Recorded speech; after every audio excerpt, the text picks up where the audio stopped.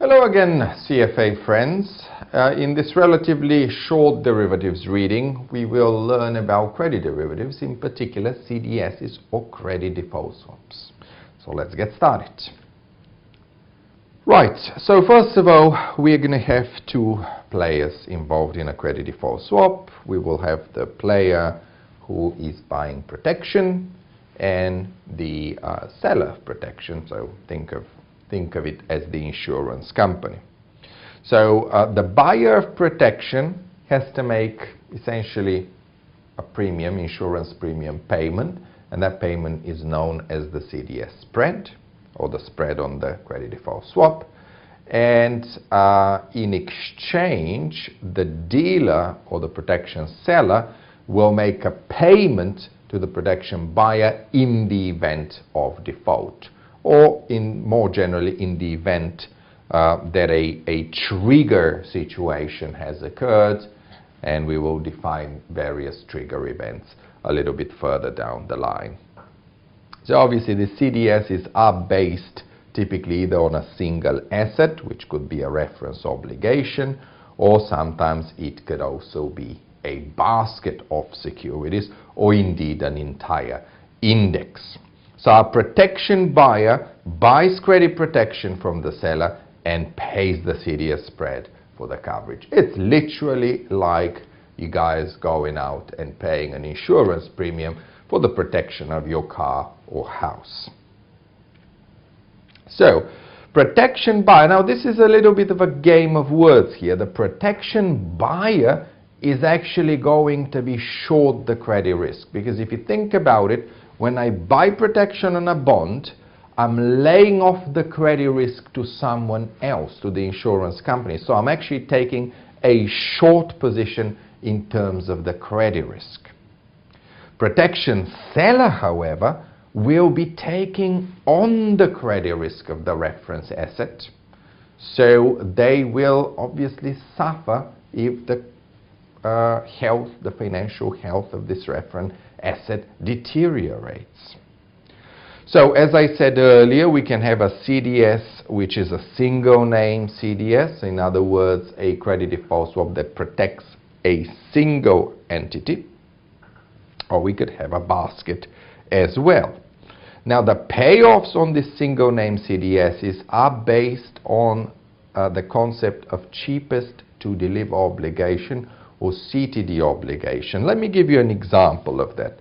Suppose that my buyer of protection bought protection on senior bonds. Okay? Senior bonds issued by ABC PLC. Okay, so our buyer bought protection on senior bonds. This is the key point. Senior bonds issued by ABC PLC. Now suppose that ABC now has defaulted, a trigger event has occurred, and in its capital structure ABC has junior bonds trading at 20% of par value. So think of it as the recovery rate of the junior bonds. We've got senior bonds trading at 40% and senior bonds trading at 50%. So the insurance seller, the seller of CDS protection, needs to deliver based on a certain amount. Which amount will they be basing their payoff from? Well, the answer is, you might think the answer might be the junior bond, because that is the absolutely cheapest to deliver bond. However, one condition in this protection mechanisms is that the bonds have to rank pari passu. Let me actually throw in that term, pari passu. And pari passu basically means that the cheapest to deliver bond has to be ranking at the same level of seniority as the kind of protection we bought. So because we bought senior protection, we have to ignore the junior bond, and we need to focus on the various tranches of senior bonds. So within the senior bonds category, our cheapest to deliver bond, of course, is the bond trading at 40% of par value. Okay, now if we don't play with single name CDSs, we could instead play with index CDSs. Now a CDS can be an equally weighted combination of borrowers, so equally weighted, and of course credit correlation will be an important factor. So the correlation of probabilities of default within a basket is very important. So imagine if I had a correlation of PDs of perfect positive 1, that would mean that when one of these entities defaulted, then all the other ones defaulted as well. Okay, so you need to consider these correlations of default in the pricing of these products. Now here are some examples of index CDSs. Now, in fact, a company called Market produces CDS indices. So the company is called Market. And in fact, they've got 4 examples for you here. The CDX sticker denotes North America, and the iTrack sticker denotes Europe, Asia, and Australia. So basically we've got index CDSs covering pretty much the entire world, and also we can divide them in investment grade versus high yield or speculative. Now, in terms of our CDS spreads, remember CDS spread was actually the true cost of protection, right? This was the cost that we need to pay to our protection seller. And it used to be the case, if you allow me a short history lesson, it used to be the case that the protection buyer would effectively pay the CDS spread to the protection seller. Nowadays, however, things have changed. There's been an element of standardization in the CDS market. So what that basically means nowadays is that the amount that you actually pay to the protection seller, which is called a CDS coupon, is not actually equal to the true cost of protection, which is known as the CDS spread. So this keeping standardization was developed by ISDA, which you may be familiar with, is the International Swaps and Derivatives Association. So basically the standardization goes as follows. If I'm buying protection on investment grade issues, so anything above BBB minus, including BBB minus, will command a CDS coupon of 1%. However, if the reference entity is high yield speculative, or what we like to call junk lovingly, we would then have 5% coupon on this sort of security. So as a result of that, because the CDS spread is not necessarily equal to the CDS coupon, an upfront payment may be required from one party to the other party. And this upfront payment is sometimes called the upfront premium. Okay, now going back to the International Swaps and Derivatives Association, we want to talk about the so-called trigger events. Okay, because traditionally, you might have thought, okay, a trigger event is bankruptcy. So in other words, bankruptcy was the idea that the company filed for protection, right? And it started to work with its creditors, with the courts, and so on and so forth, to avoid full-blown Chapter 7 liquidation. And this is, by all means, one trigger event. But there are a number of trigger events that you can define in your CDS contracts, and here's another one, failure to pay. So in other words, this pretty much does what it says on the tin. We miss a scheduled coupon or principal payment whilst not formally filing for bankruptcy. And then we've got the situation of restructuring, where pretty much we force our creditors to accept terms that are different from the originally agreed.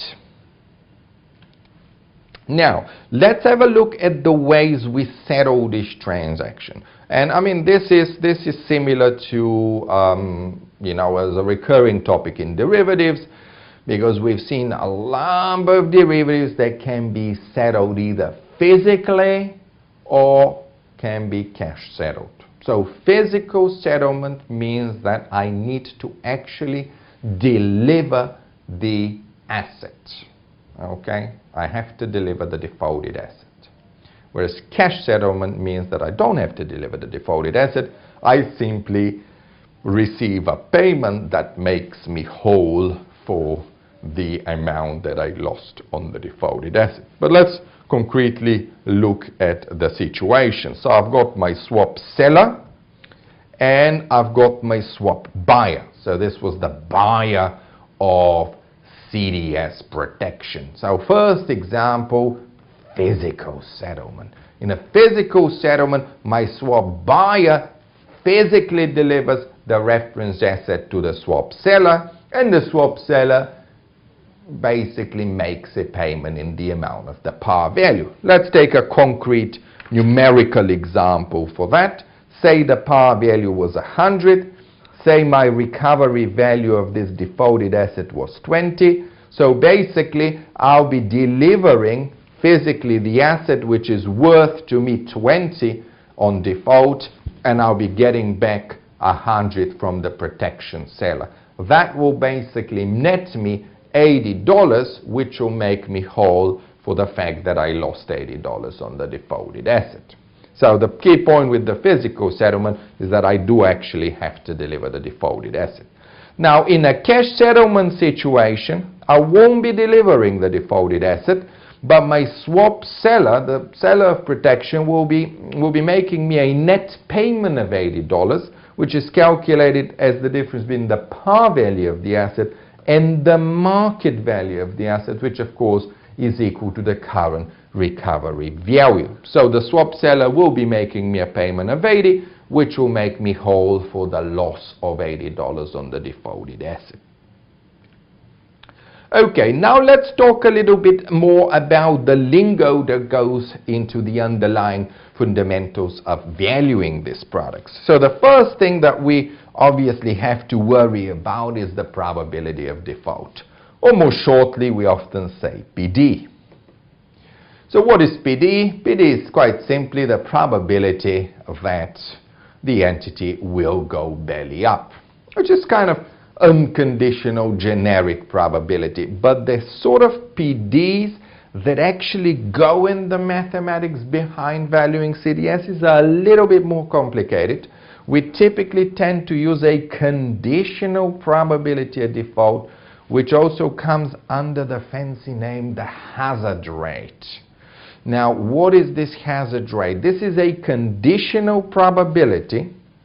So it's a probability of default given that, and you may remember from statistical studies that the symbol for given that is the vertical bar. So it's the probability of default given survival of the entity to date.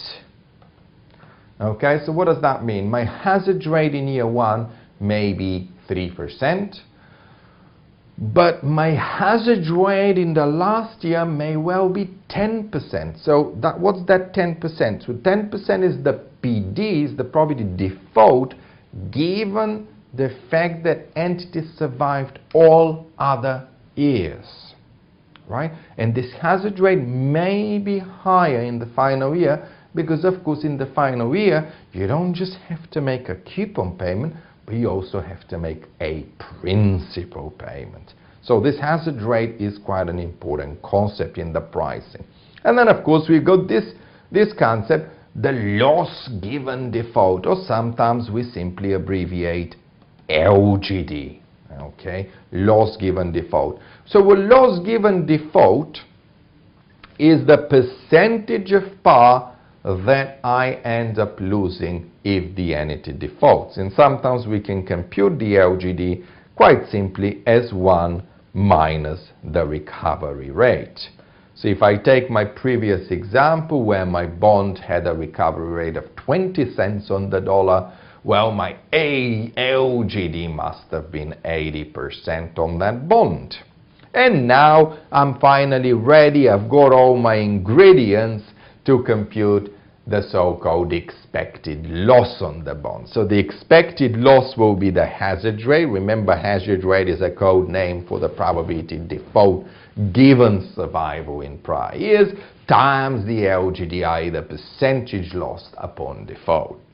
Then let's have a look at some other formulae, more conceptual than anything else, but let's conceptualize this upfront payment, this upfront premium. I'm going to take the perspective from the protection buyer, the person who is paying the CDS coupon and wanting protection.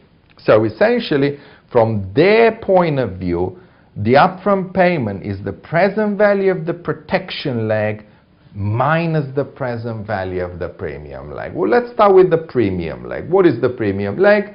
Well, premium leg is simply the expected present value of all the CDS coupons that the protection buyer will have to make. So these are the premia, your insurance premia, and of course we have present valued them. What is the present value of the protection leg? Well, these are the expected cash flows that the insurance company is expected to have to pay in the event of default. And of course that goes back to probabilities, that goes back to the idea of PDs, LGDs, etc., etc. Then we've got the upfront premium as a percentage. We could compute this as a percentage. It's just an approximate answer, by the way. And this is the CDS spread minus the CDS coupon. And remember, CDS spread conceptually is more like the true cost given the credit risk of the entity. CDS coupon is the standardized cost.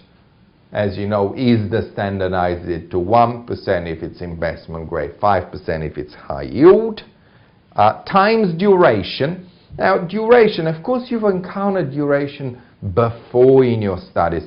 The kind of duration we talk about here is similar to Macaulay duration. If you're not familiar with Macaulay duration, all you want to think here is that this is a cash flow weighted time to receipt of your cash flows, right? So duration of your swap is looking at essentially the average life of this swap. And of course, this average life may also consider the fact that if there is default, we will receive certain money earlier and perhaps won't receive all cash flows, etc., etc. So this could be quite complicated mathematically.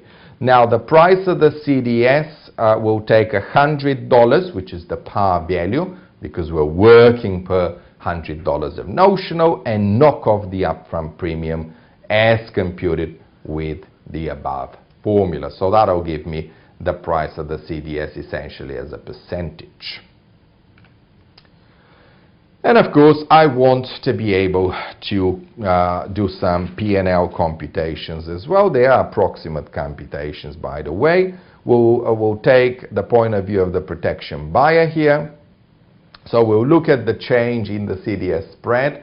Think about it. If my bond got riskier, the CDS spread should rise, and this should cause profits for the protection buyer, right? So if this number goes up, that should be a profit for the protection buyer because the bonds gotten riskier, and as we said, the protection buyer was short the credit risk of the bond, so they laid it off. They should make money. Again, we adjust for the duration, think expected life of your swap, times the notional principal on which the swap is based. And of course, the idea of monetizing our gains is nothing but the idea that if you've got an in-the-money CDS, you may want to close it early in order to capture your paper profits in terms of real profits. Now, because this is not a kind of super liquid exchange-ready futures instrument, this is actually potentially an over-the-counter instrument where you're trading privately with a counterparty. You will have to take an offsetting transaction. Now, let's look at an example of this. Okay, here's Aki Mataro, a bond portfolio manager for a regional bank. So the regional bank is going to be our buyer of protection, basically. So they want to buy protection on 10 million par value of alpha, and of course the 10 million will play the role of a notional, and it's a 10-year CDS. The coupon rate is 5%. Remember, 5% is the standardized coupon as defined by ISDA, whereas the true CDS spread is 3.5. So you can think here the true cost should be 3.5 given the credit risk of the reference entity alpha, but because of standardization, because alpha is essentially high yield, we'll actually be paying more than that. We'll be overpaying pretty much. Aki Mataro will be overpaying. The duration is 7, so think about it at this expected life. Even though the bond's 10 years, the expected life of this structure is 7 years because of coupons and whatnot. So what are we asked to do? Calculate the approximate upfront premium in percentage, and again this will take the point of view of Aki Mataro, the buyer of protection. And secondly, we want to know the P&L if the CDS spread changes to 3% from the original amount of 3.5. So in other words, the true cost of protection declines, so the credit risk of the reference asset declines. So think about what that might mean for Aki Mataro. And of course, as time passes, duration also could decline. Okay, so upfront premium as a percentage, we take the CDS spread, the true cost minus the standardized coupon cost, we multiply by the duration, and we get the CDS upfront premium as a percentage. Notice that the minus sign in front of the 10 means that Aki Mataro will be receiving money as opposed to paying. If the CDS spread changes to 3%, first of all, before we even look at the numbers, let's think, is that going to be good news or bad news to Aki Mataro? Aki Mataro is the buyer of protection. If the CDS spread has declined, essentially the credit risk of that reference entity has declined as well. That will be bad news for the buyer of protection.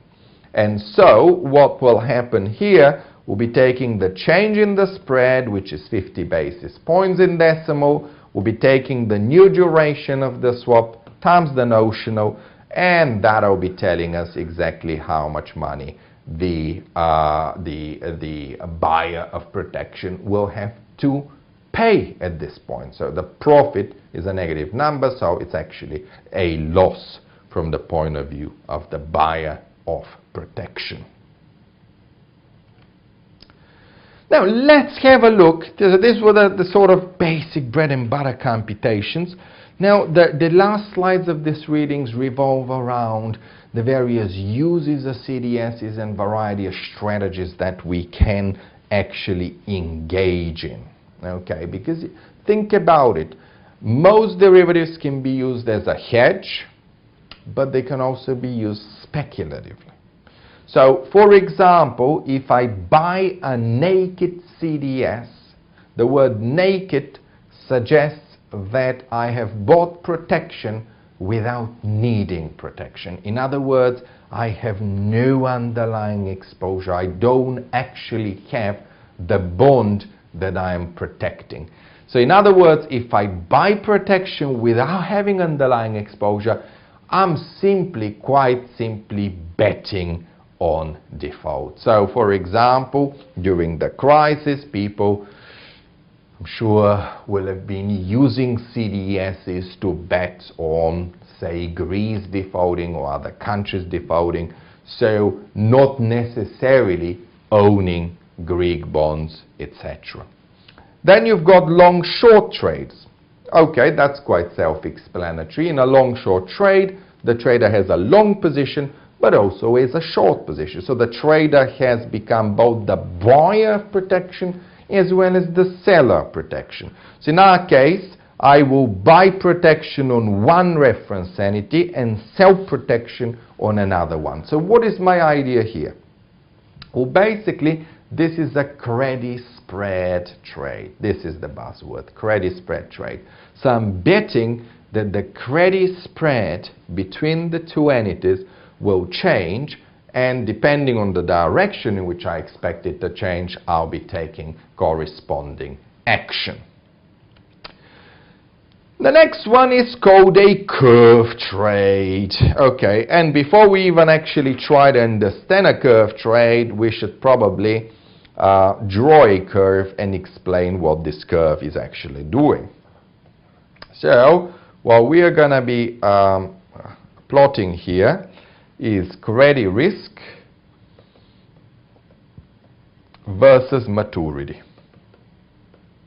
And let's say that I've got an upward rising credit curve. So what does that mean? Longer maturities are riskier than shorter maturities. Longer maturities are riskier than shorter maturities.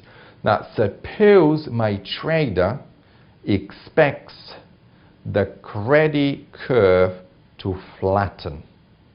Credit curve to flatten. What does that mean? So he expects the curve to look something like that in the future, right?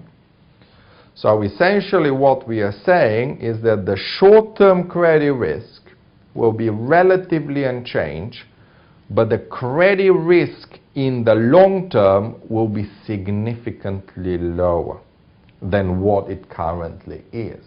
So it's basically deviations from market expectations that's going to allow you to make money here. Of course, assuming your expectation is indeed correct. So think about it. Again, this is an example of a long-short strategy. Which maturity do I long and which maturity do I short? Well, because I expect credit risk for long maturity to be dramatically lower than what it is today, I want to become the seller of CDS protection for long maturities. And similarly, for short maturities, I want to become the buyer of CDS protection. So obviously, as the credit risk dramatically declines in the long term, I will make money on that leg. The reason why I'm buying short-term protection is to essentially be hedged. Remember that going long and short at the same time is a form of hedge. Now, the second type of trade will be, as opposed to flattening, so this would be flattening of your credit curve. The second trade will be steepening. So again, we've got our credit risk, we've got our maturity, and we've got our original curve that currently exists in the market, but my trader expects that to steepen. So in other words, my trader expects short-term credit risk to be relatively unchanged versus a long-term credit risk which will dramatically increase. Well, think about it. Think about it. What do I want to do here if I'm expecting credit risk to be much higher in the long maturity? Well, what I'm going to do is I'm going to become the buyer of CDS protection here. So this should hopefully As credit spreads widen, as credit risk increases, they should create profits. And of course, I'll offset this by becoming a seller CDS protection in short maturities. So hopefully all that is explained here. Let's just check that it does say what the pictures describe. So an investor expects an upward sloping credit curve to flatten. So that was the first case, flattening of the curve. So I'm going to buy protection in the short term and sell protection in the long term as credit spreads, as credit risk declines. I want to be the seller of CDS protection in the long maturity range. Now, if I had a curve steepening trade, i.e. if I were expecting credit risk in long maturities to increase, then I better be the buyer of CDS protection in the long maturity range and the seller of CDS protection in the short maturity range. Now, basis trade is the next one. Basis trade is the next one. So what we're going to look at here is essentially exploiting credit spread differences between the bond markets and the CDS market. And again, I'd like to give you a nice concrete example of this. Suppose you've identified a bond with a yield or maturity of 6%. Okay? Suppose that you can borrow money. You can borrow at 1.5%, and the CDS spread on this particular bond yielding 6%, the CDS spread of this bond is 4%. Can you identify a successful basis trade here? Well, yes, the idea is this. You're going to borrow money in order to buy the bond. So buy the bond, which is yielding you 6%, and then buy CDS protection on that very bond. So the total cost here will be 5.5%. That includes your cost of borrowing the money and the CDS spread, which is the true cost of protection. So this is how much it's going to cost you to protect yourself, essentially.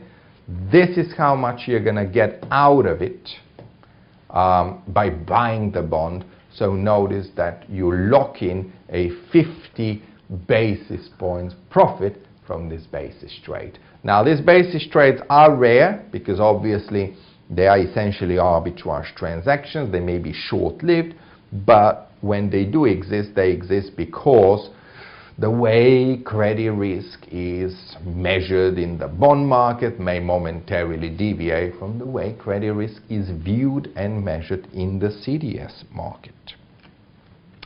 And lastly, we need to talk about synthetic CDOs, i.e. you may be already familiar with cash CDOs, so cash collateralized debt obligations, which are basically entities which raise cash, hence the name, cash CDO, and then use the cash to buy risky assets, non-performing assets, emerging market bonds, subprime mortgages, you name it. Now, how do we achieve this same exposure to risky assets synthetically via a synthetic CDO?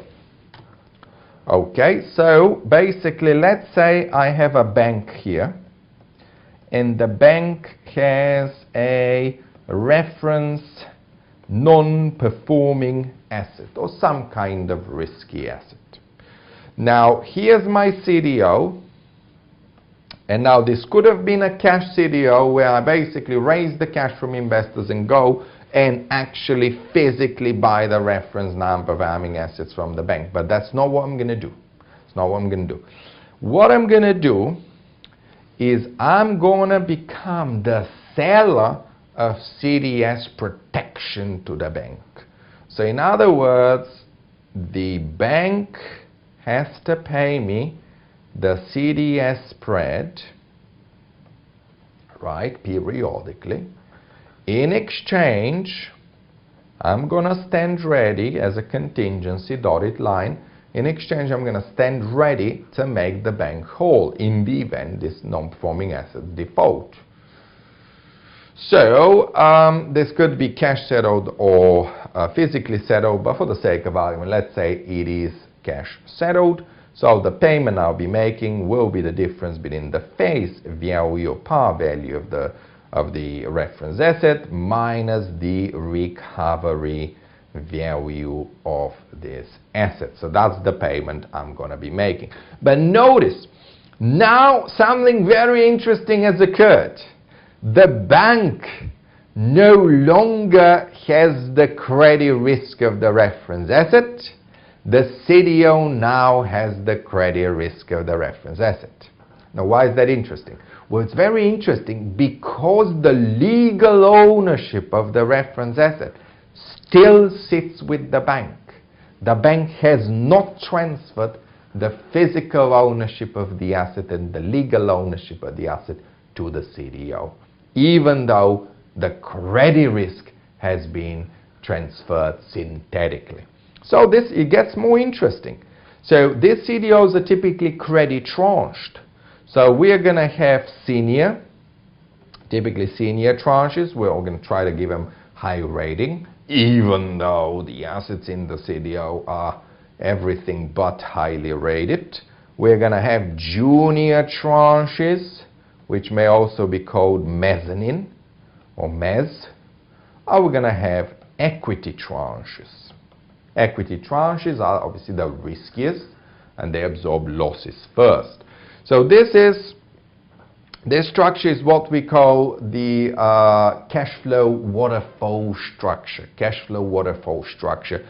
Seniors get money first, then junior, then equity, but in the event of default, equity absorbs first, followed by mezz, followed by senior. Okay, but it gets more interesting. It gets more interesting. Suppose this was 100 million, right? How much money did I have to raise in order to acquire exposure to that asset? No money at all, because actually didn't have to buy anything at all. In fact, if anything is being paid, it's the CDS coupon from the bank to the CDO. I don't have to currently make any payments to the bank. So in other words, if, for example, the senior gave me 30 million, if this guy gave me 69 million, and this guy gave me 1 million, I hope this adds up to 100. That money does not necessarily have to go to the bank. In fact, it doesn't go to the bank. That money can be used to purchase high-quality collateral. So what I could now do is I could spend that money to acquire collateral, say treasuries, US treasuries or UK gilts. And then, of course, these assets will be paying me yield, right? So this is what a synthetic CDO is. And these structures can be very, very levered because there is no need to physically acquire the reference asset, as was the case with the cash CDO. So let's see the conclusion here from the side. If a synthetic CDO can be created at a cost lower than a cash CDO, profit by buying the synthetic CDO and selling the cash CDOs. In other words, you could also think about some possible arbitrage transaction between synthetic and cash CDOs as well. Guys, as I told you, this was a fairly short reading that simply introduces CDSs. The pricing of CDSs is well beyond the scope of our CFA syllabus, but I hope you found that useful nevertheless. I wish you all the best with your studies and see you soon for another wonderful reading. Goodbye.